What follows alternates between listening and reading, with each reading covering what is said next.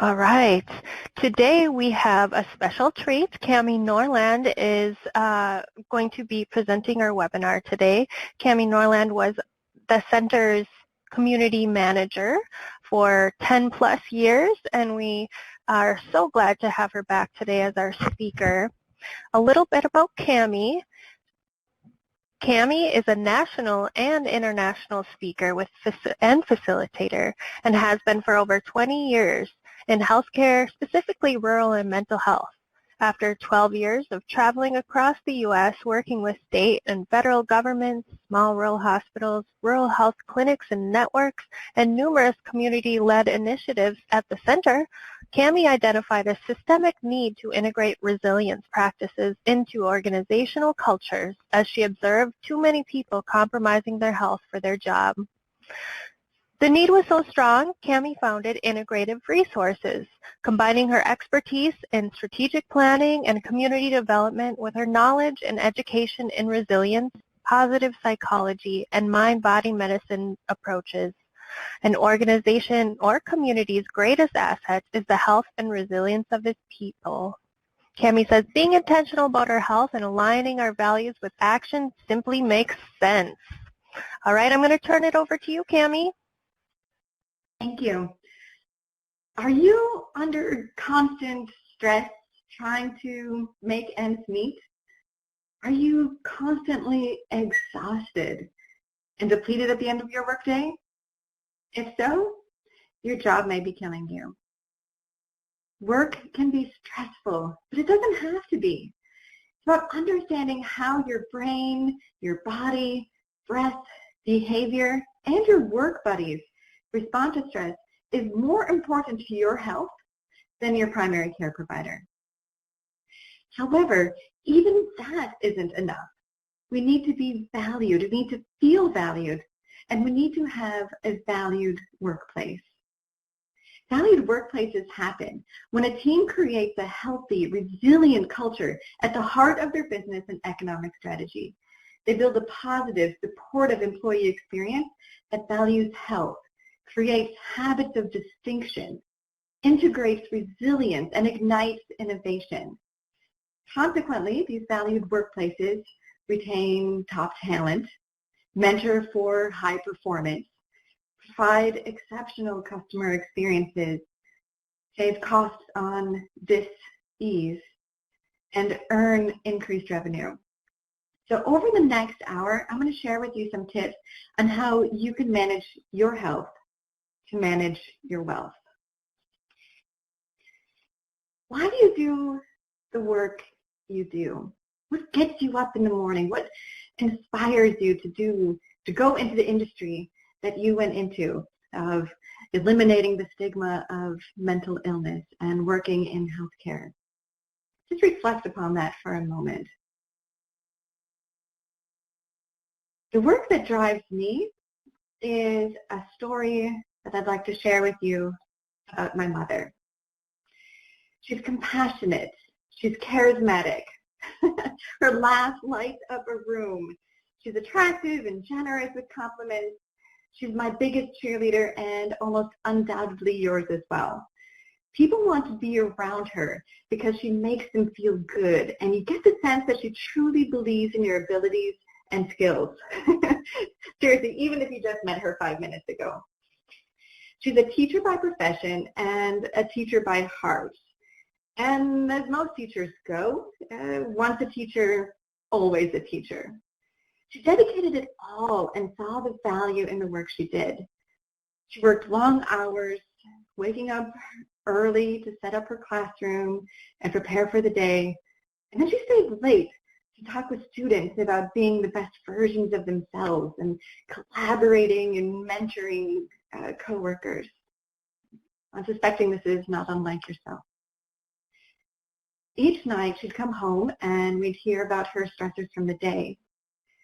As she'd share her stories of the students' lives she was invested in, it was common for her to shed tears from all the empathy, compassion, frustration, or sometimes even anger she held for the injustices or inequities that her students were facing. or the political environment she needed to navigate amongst her coworkers. I knew she didn't share these emotions with her colleagues because that dominant narrative that we seem to have is to stay professional, separate your work and your home life. Don't get too involved in your students' lives. Always smile. You must always be happy. You must always be positive. You must always put others before yourself. Fear is moderately okay. Anger is not. Vulnerability is never tolerated in the workplace. Come on, be smarter, stronger, wiser than that. These dominant narratives are not unique to my family. The stigma associated with these negative emotions that if left unrecognized, invalidated, turns to illness and chronic disease. As my sister and my dad and I would listen to her stressors, we would sit there feeling empathic, mirroring some of her emotions, sometimes feeling confused, wondering how we could help ease my mom's worries over work. And I learned about how uncomfortable it can be to see someone you love experience stress. I know what it's like to not know what to say or how to say it or when to say it to ease that suffering. As I grew up, I observed how my mom always seemed to have some minor health issue going on, whether it was her back or her knee or sniffles from allergies or colds. And she rarely called in sick because of the hassles and having to get a sub, which meant one cold would lead to the next. It seemed more common for her to have a physical ailment or discomfort than not. Now, of course, being surrounded by snotty-nosed kids all day doesn't help with one's physical constitution, but what I know now is that these ailments she suffered from her symptoms of stress. What I was observing was her sacrificing her health for her job.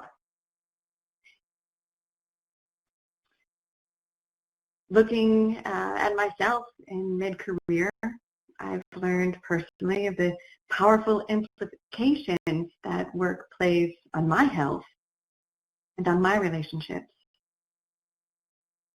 I learned that if values aren't aligned with those we spend time with, our psychological, sociological, spiritual connections become compromised.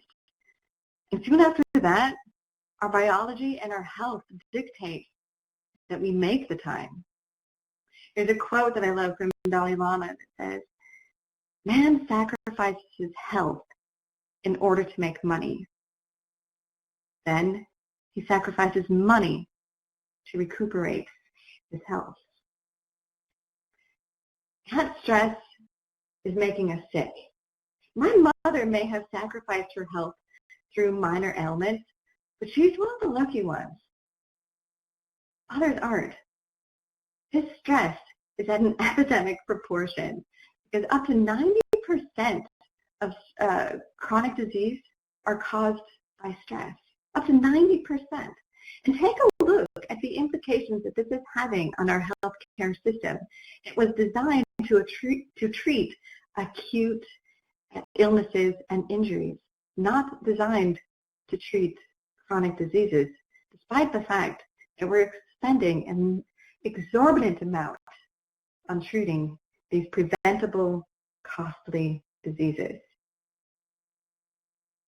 So when our workplaces are stressful, we compromise our health.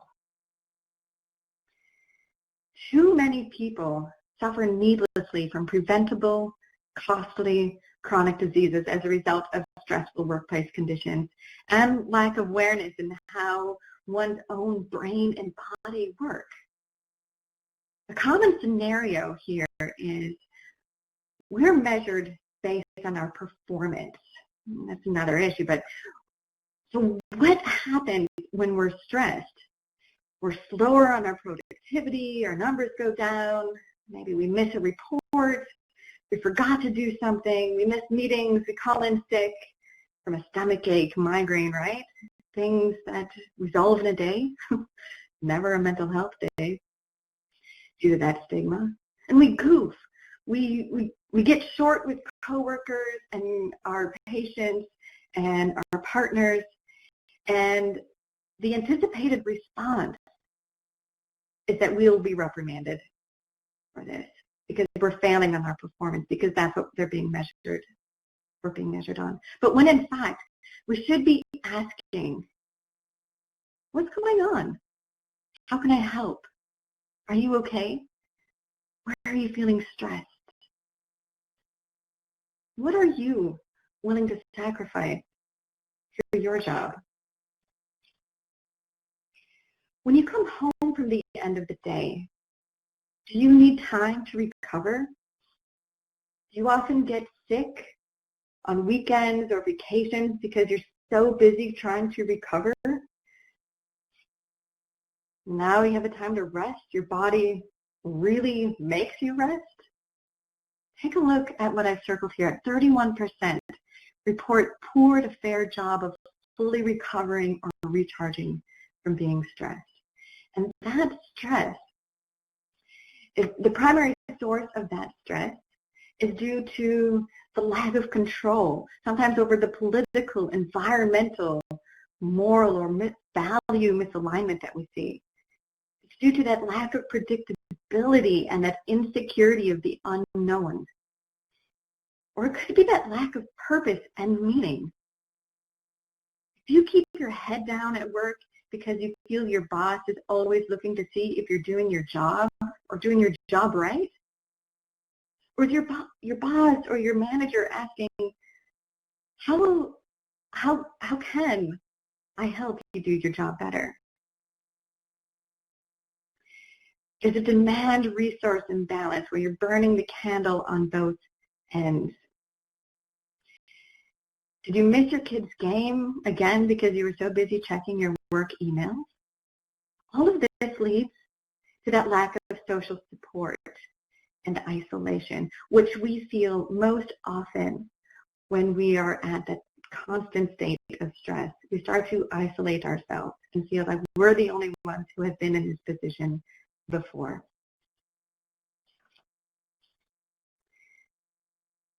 And the impact of that stress at work is the demand-resource imbalance. We feel fatigued and lost productivity.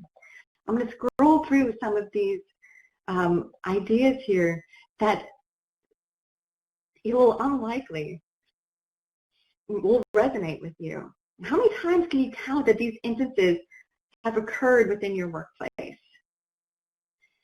Innumerable for many, and I know that each of these bullet points comes with loads of stories that our kids and our loved ones learn over the dinner table as well.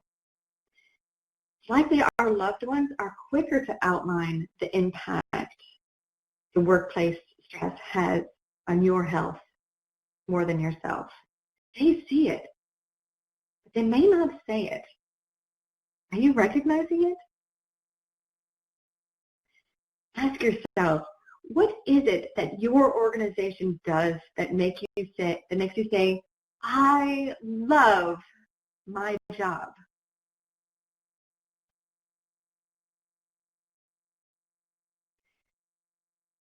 At Integrative Resources, our number one priority is to create valued workplaces.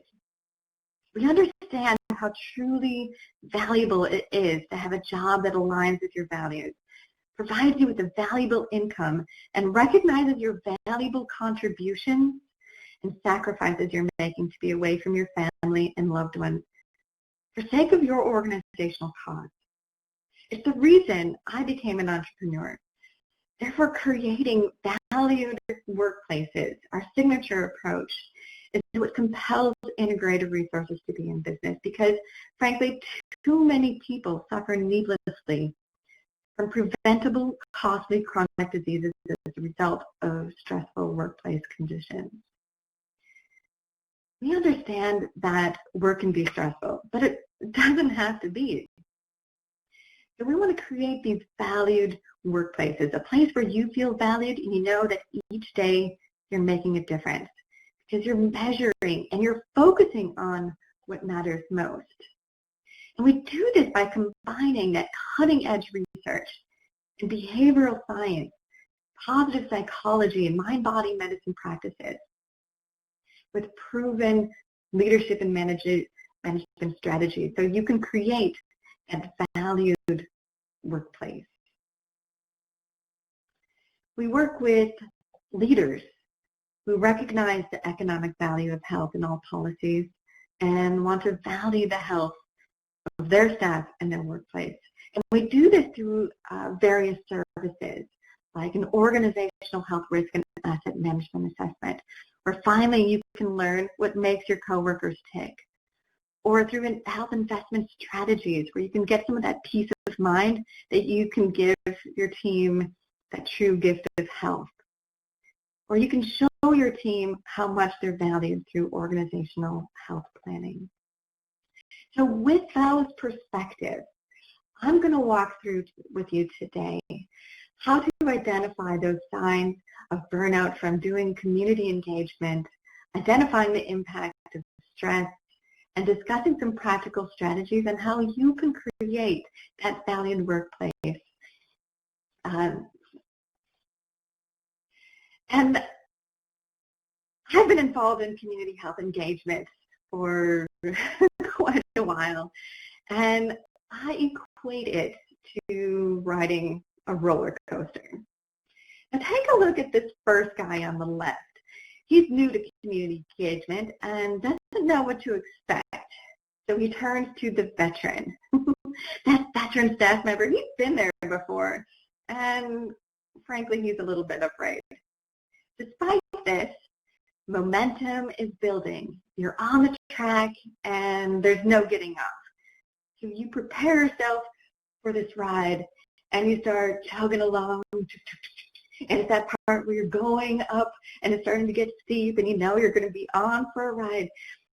So you start to experience some early wins. Maybe it's funding, buy-in from key stakeholders.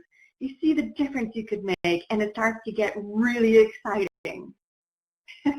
And then you take a look at this fourth girl, and not before long, you know that things are going to get wild, and you better hang on, and hang on tight.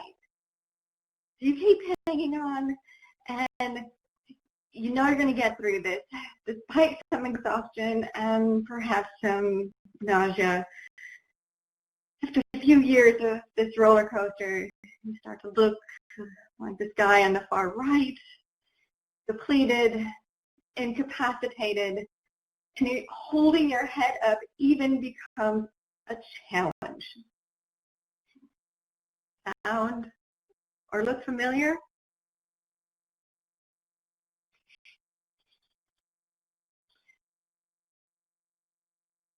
Leading a community movement is hard work. And over 70% of those transformations, those community movements, fail due to high consequence work, particularly in healthcare where it means life or death, or that lack of strong organizational commitment to prioritize these efforts post-grant funds.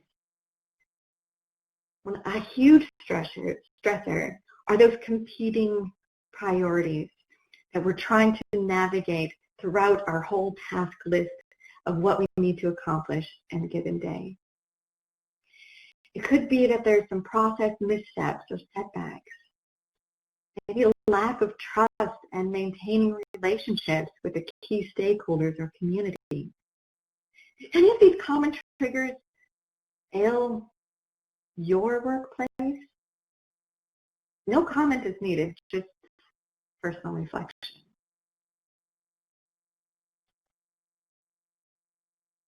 What happens to us personally when we're riding that roller coaster on our community engagement movement, when we see the movement maybe headed out to sea because grant funding ended, what happens to us personally is we may start to get frustrated, angry, sarcastic, or as some may say, hilarious.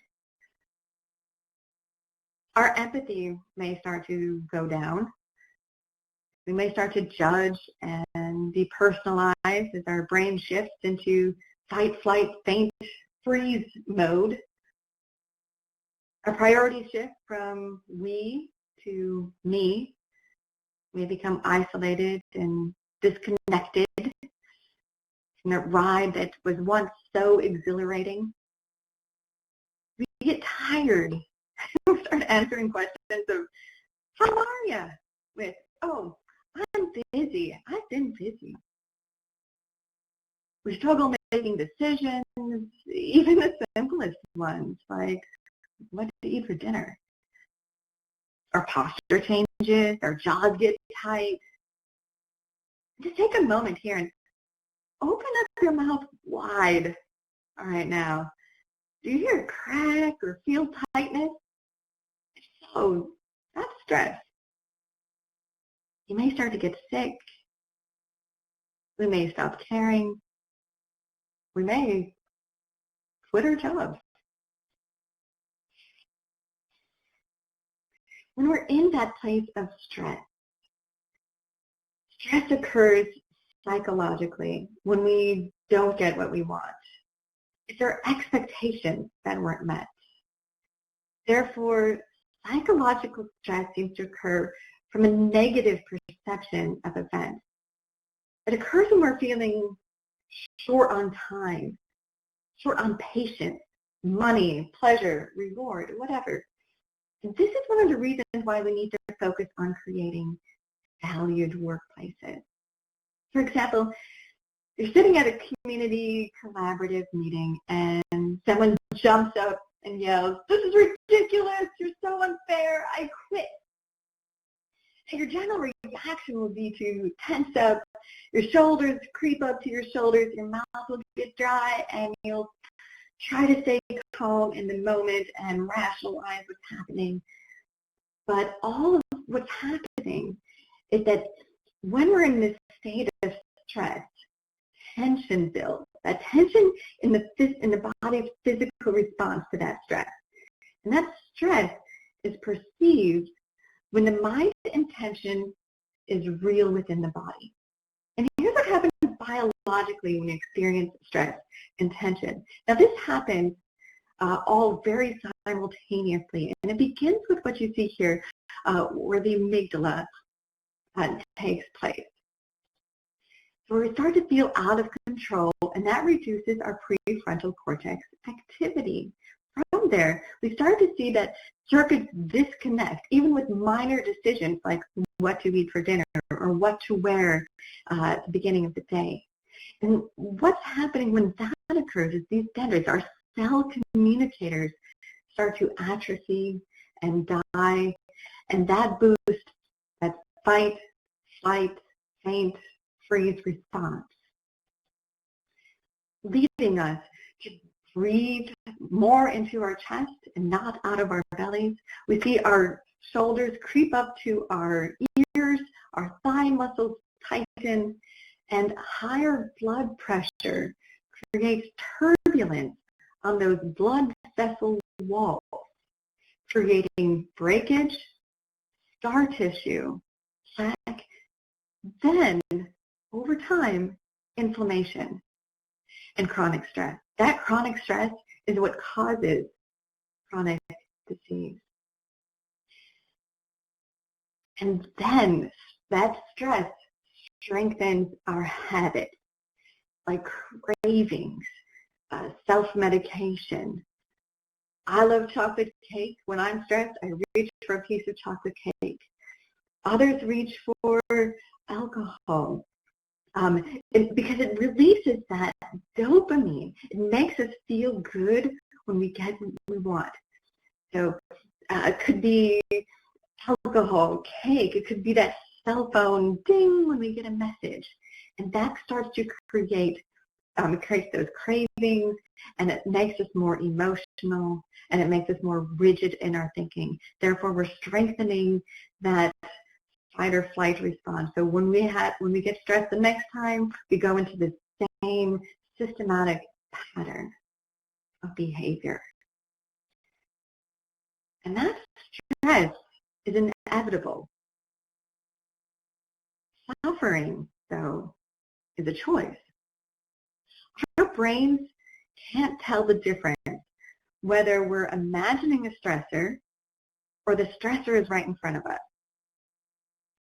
The idea then is to become resilient by reducing our tension through relaxation and reframing our thoughts, our stressors. The idea in tension reduction is to change the perception of the need to go into our default zone, that fight or flight response, to one of playing it cool, being resilient. In doing so, the body will not react as strongly. It's imperative to also change the perception of the stress itself from believing it's doing damage to the body to understanding that it's only diverting awareness to the body, as well as sending a deeper message of dis-ease. The tension primarily emanates from the demands we place on ourselves. We're the ones creating our stress. To not only be good, but to do better, and then to be perfect. And when we're operating from this mindset, your response to stress and tension shapes your brain, body, breath, behavior, and your buddies.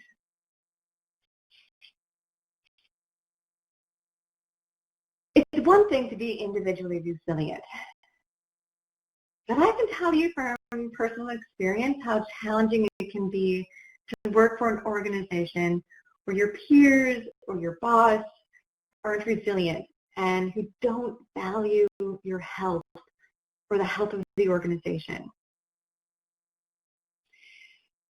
Sooner or later, rather than later, because we're social creatures, even if you are resilient, the desire to belong and to be part of something greater than yourself and create personal meaning, value, in a sense, doing your job, regardless of how dysfunctional your team may be, you're likely to sacrifice your resiliency, your attitude, your health for sake of your job. You get burned out because the work culture has messed up priorities, not because there's something wrong with you. But you can do something about it. Evaluate how is your workplace positioned to manage loss of valued staff, downsizing, grief, death. Are you confident that your workplace can weather any storm, be it environmental, political, loss of profit, value misalignment, process breakdowns, or maybe even personnel departures? If not, then I recommend you consider integrating some of these resiliency practices to create habits of distinction. Meaning resiliency becomes integrated and embedded in your culture, and your valued workplace develops a reputation for retaining that top talent, mentoring for high performance, providing exceptional customer service, saving costs on dis-ease. Here's what a few of these habits of distinction entail. Foremost, we need to get out of that survival mode. We need to relax. We need to focus our attention and reflect on those values, and then be intentional of aligning our values into our daily work processes. And then we need to connect those actions to our values. Really live them. Align them with our colleagues and our coworkers, and build that ecosystem of support.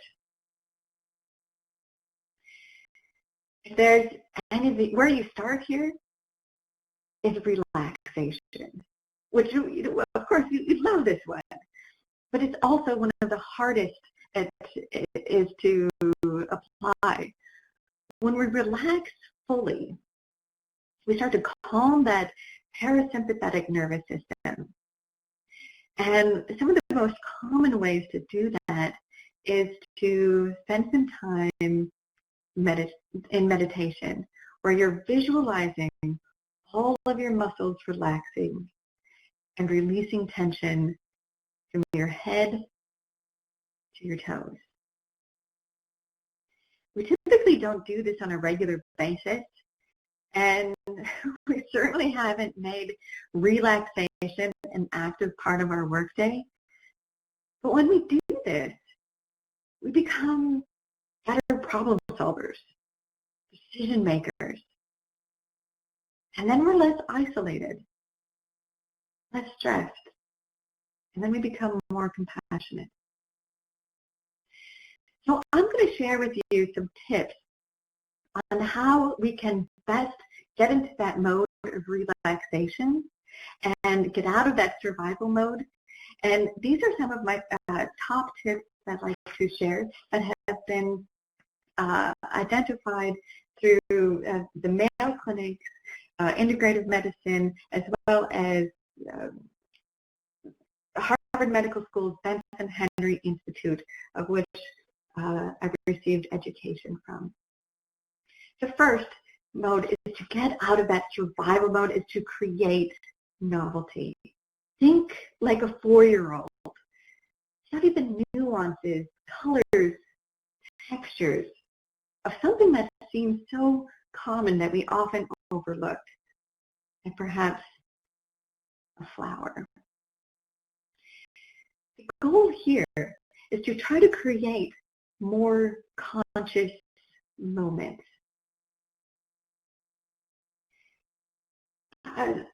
For example, without looking down at your hands right now, whose pointer finger is longer than their ring finger?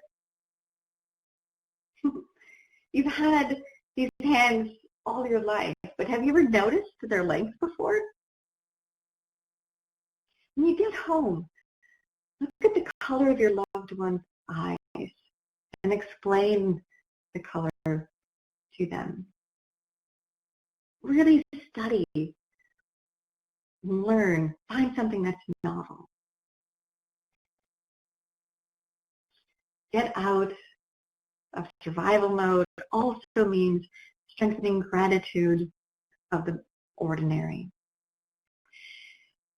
One practice that I recommend is when we first wake up every morning, everybody's default mode, that fight or flight response, instantly goes into trying to identify our task list for the day.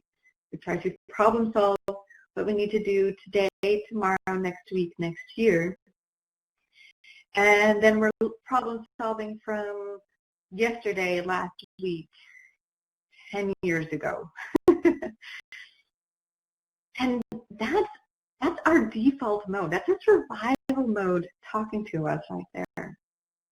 So the goal then is to get out of that survival mode so we can start to rewire our brain and be less in that amygdala, hippocampus mode of that fight or flight response, but to move that into the prefrontal cortex, where we have decision making, problem solving, innovation.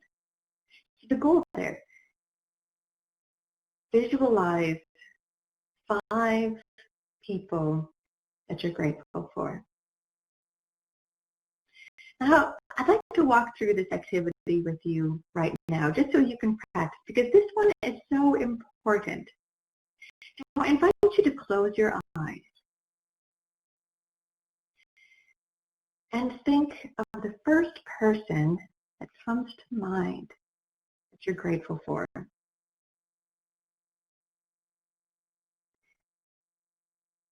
Give this person a hug.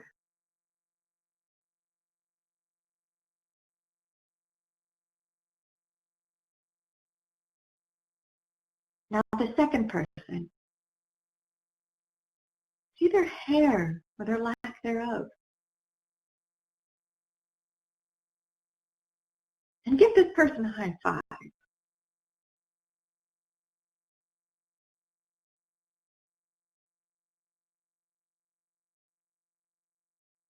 The third person, maybe think about the first time you met them.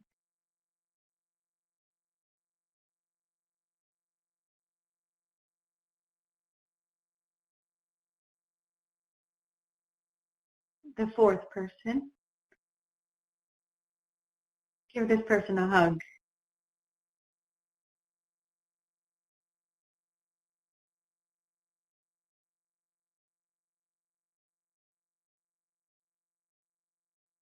And then the fifth person,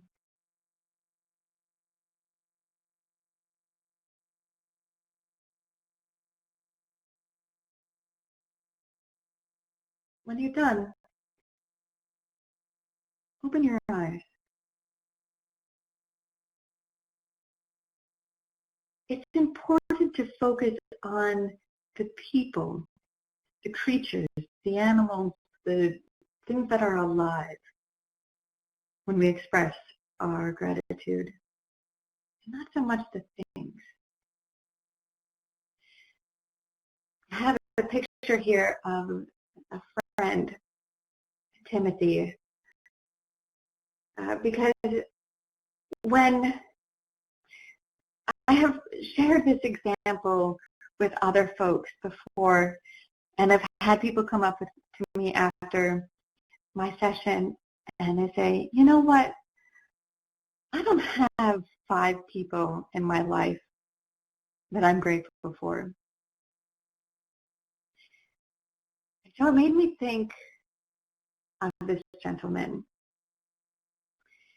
This gentleman is a stellar athlete, participated in the Special Olympics, and I worked with him when I was in college.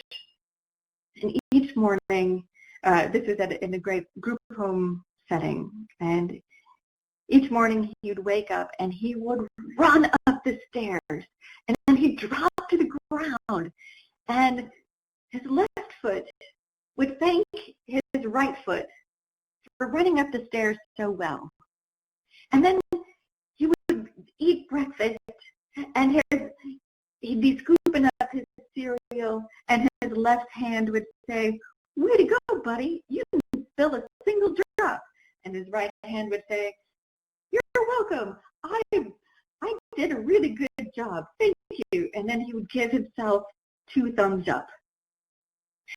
Now, this blew my mind, because I had never thought that I should thank, the left side should thank my right side. How many people have thanked their right side today for walking into your office or typing on your computer? We all have something that we can be grateful for. We all have so much that we can appreciate. Think of this story, in those moments when you're feeling stressed, when you're feeling isolated. You have so much available to you.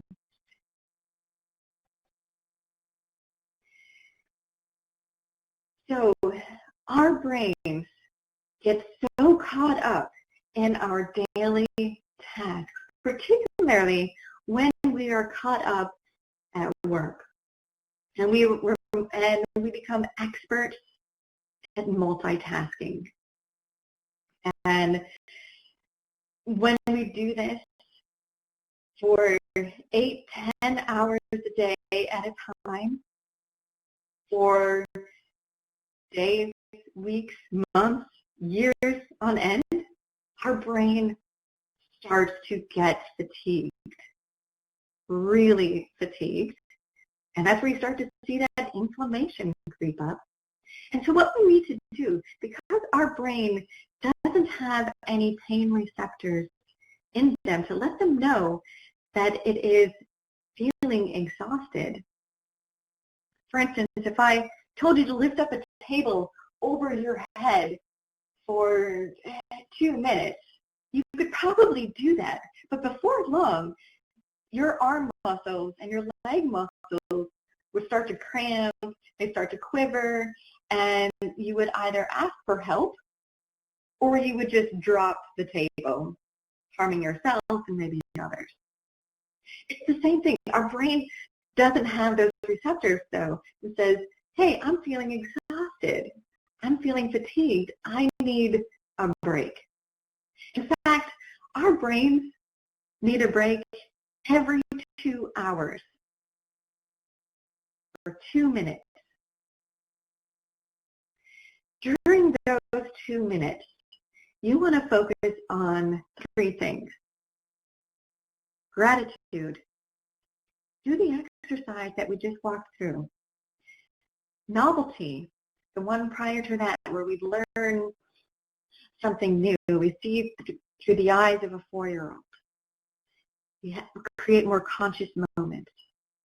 And then the third is do something compassionate. See beyond your own stress and suffering to help others. So when you do this, when you take a break every 2 hours for 2 minutes, what's happening then is you're rewiring those neural circuits from your amygdala to your prefrontal cortex, and you're strengthening the resiliency and hyperplasticity in your brain. So what I've done is I've set an alarm until I embed this into my daily practice. And so now, if I work for more than 2 hours at a time, I instantly take a 2-minute break because I've trained myself to take that 2-minute break. And I will tell you, I wasn't quite sure if this was going to work, but this does. And my energy has skyrocketed as a result because I'm constantly being rewarded and being refreshed with gratitude, compassion, and novelty.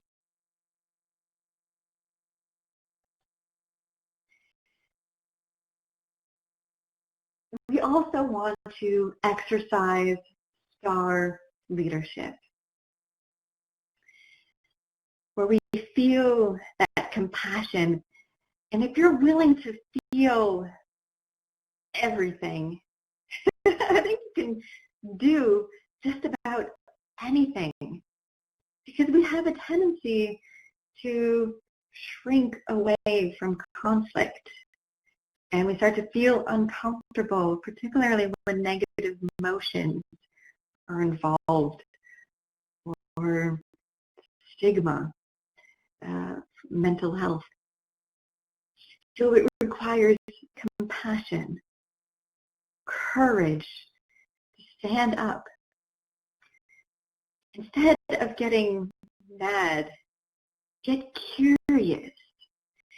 Get comfortable with the uncomfortable. I intentionally put myself in uncomfortable situations so I can learn and remind myself of how others feel. I do that a lot by traveling. I just love to travel.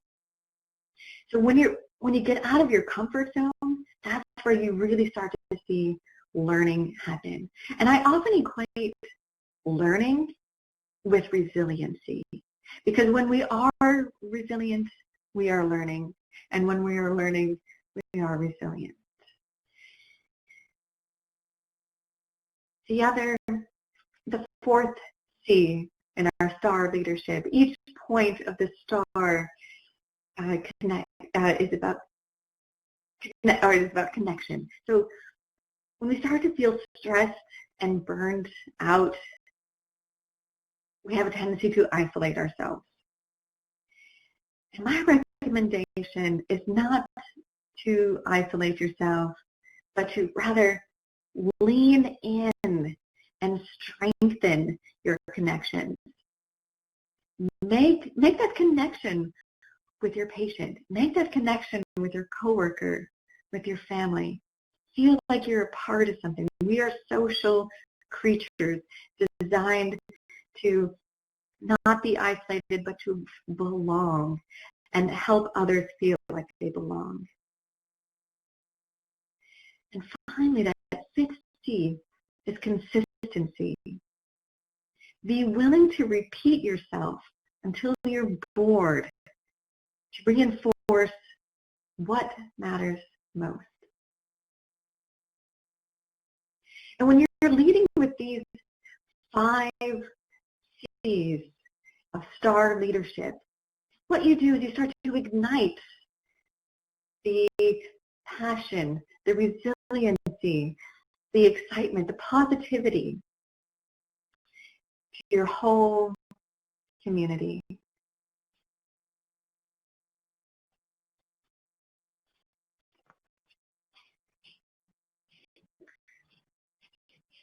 I invite you to share one practical strategy you currently do to keep going on days when it's tough. There's a comment. Is there a comment box on here? Or maybe you can hit *2 to unmute your line and share one practical strategy you currently do to keep going on days when it's tough. Because we all have these skills that we do naturally, but it's a matter of making it part of our life. Become obsessed with where you're going, not with being the best.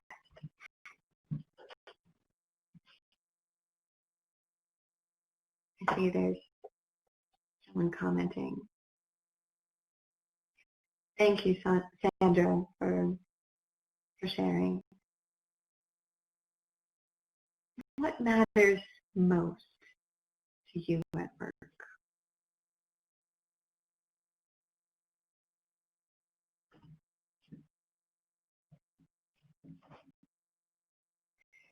Yes, absolutely. Thank you, Joey Jacobson.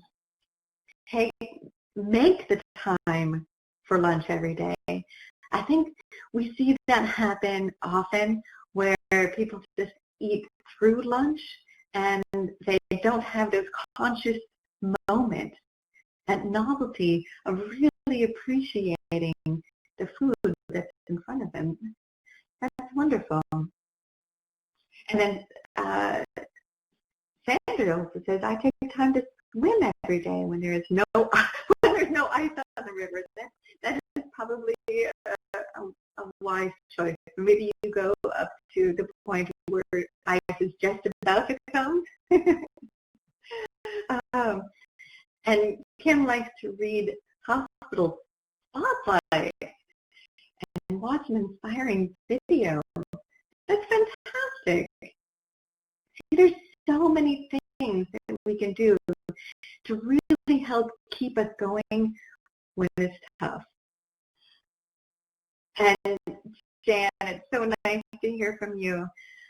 She jokes that she puts the social in social work. And knowing you, Jan, you certainly do. It's nice to connect with you. Thank you. Thank you for sharing some of those practical strategies of what helps you keep going. And so I think it's identifying and outlining some of these strategies that you do individually and that you do as a team. So then you develop a basic plan of how to create those habits of distinction within your own workplace so you can have a workplace of value. Another approach is to always focus on the why. When you start to get stressed about those common community engagement stressors, focus on why you're doing this work. Focus on the lives you are saving. Ending the stigma of mental illness is not easy. It takes courage to stand up, to speak up. We have generations of reinforcement and dominant narratives telling us to pull yourselves up by the bootstraps, suck it up, be strong, move on, let it go. When negative, scary emotions cause dis-ease occur, you're already leading with courage, compassion, curiosity, connection. Now, focus on being consistent. This is how change happens, how growth occurs, how stigma is squelched. The work you're doing with this initiative is powerful. It's impactful, and it's making a difference because it's saving lives. It's making it okay. Thank you for your courage. Thank you for your dedication to this cause.